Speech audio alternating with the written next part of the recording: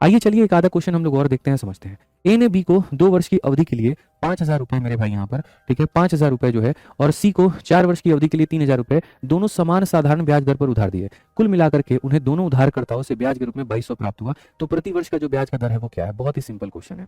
उस पैसे का इस पैसे का मिलाकर के यहाँ पर ब्याज जो है वो 2200 है। तो इसको तो तुम नॉर्मली बना सकते हो, ठीक है। कैसे बना सकते हो? यहाँ पर ये देखो, हालांकि मैं अब देखो वही बात है, बेसिक बेसिक जो दुनिया लिखती है तो वैसे लिखती है। पहले का गुरुजी ब्याज, दूसरे का गुरुजी ब्याज बराबर हो जाएगा कितने के? 2200 के, ठीक है मेरे भाई। सीधा सीधा कितना हो जाएगा? 2200। मैं तुमको समझाता हूँ गुरुजी, 2200 के ब्याज का तो मतलब होता है गुरुजी प्रिंसिपल हो गया पहले वाले का, रेट हो गया और टाइम हो गया, और बट्टे में कितना हो जाएगा गुरुजी? 100। दूसरे वाले का कितना हो जाएगा?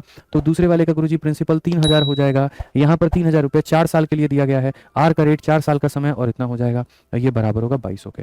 समझ के पॉइंट ऑफ व्यू से तुम्हें बड़ा मजा आएगा, ठीक है, कि सर यहाँ पर ये पहले का ब्याज, दूसरे का ब्याज इतना, P into R into T upon 100 ये सब, फिर यहाँ ऐसे करोगे, फिर यहाँ ऐसे करोगे, फिर 50 का डबल तुम यहाँ पर 100 आर लिखोगे, फिर वहां पर जो है 120 आर लिखोगे, कुल मिलाकर के 2200। फिर उसके बाद में यहाँ पर क्या करोगे? तो बोलोगे 220 आर है और ये 2200 के बराबर है, तो यहाँ पर काटोगे तो 10%। तो ऑप्शन नंबर ए मान लिया तुमने, खुशी मिल गई तुमको, आत्मा तृप्त हो गई तुम्हारी। ये तरीका नहीं था, मुझे पता है आप ऐसे लिखते हैं। अरे भाई दुनिया में जहां जहां पर पैसा बिखरा हुआ है सब कोई इकट्ठा करके एक बड़ा प्रिंसिपल बना लो यार, क्या ही फर्क पड़ता है बताओ? सारे पैसे को इकट्ठा करो और बड़ा प्रिंसिपल बना लो।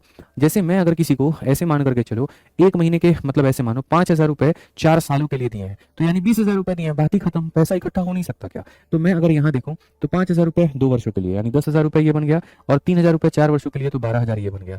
10,000 रुपए और 12,000 रुपए 22,000 रुपए, यानी मैंने 22,000 रुपए जो है यार, देखो मेरे 2 बेटे 3 बेटे 4 बेटे, मैंने उसको कुछ और दिया, उसको कुछ और दिया, उसको कुछ और दिया। मैं अंत में तो ये देखूंगा ना कि इतने पैसे को इन्वेस्ट करने पर मुझे मिला तो मिला कितना, मैं यही देखूंगा मेरे भाई, ठीक है। तो मेरी इन्वेस्टमेंट 10,000 और 12,000 22,000 की हुई है, यानी मैं 22,000 रुपए इन्वेस्ट कर रहा हूं। तो अब ये हो गया मेरा प्रिंसिपल, ये हो गया मेरा रेट, और टाइम कितना? 1 साल, बट्टे में कितना? 100%, और बराबर हो जाएगा कितने के? तो बराबर हो जाएगा 2200 के। ये भी कोई सवाल है? 2200 से काटोगे तो इतना खत्म, 0 से काटोगे इतना खत्म, आर बराबर 10%, बात खत्म यार, ठीक है। और अगर आप यहाँ देखोगे तो आप यहाँ पर ये भी कह सकते हो कि सर मैं तो आपको एक लाइन में भी सवाल बना सकता हूँ। मैं आपको ये कह सकता हूँ 10,000 12,000 यानी 22,000 रुपए तुमने मेरे भाई इन्वेस्ट किया है, और 1 सालों के लिए किया, और उस पर तुमको मिला कितना? 2200। तो भैया इसी का 10% ही कितना है? इसका 10% ही 2200 है, तो रेट ऐसे भी आ जाएगा। इसमें हल क्या करना था मुझे ये बता दो, क्या ही हल करना था तुमको, ठीक है। तो ये सब बकवासबाजी फर्जीवाड़ा मत किया करो, ये सब टाइम खराब करने वाली चीजें होती हैं, ध्यान रखो। एक बच्चा कहते हैं 19 नंबर क्वेश्चन देख लीजिए, 19 नंबर क्वेश्चन गलत है।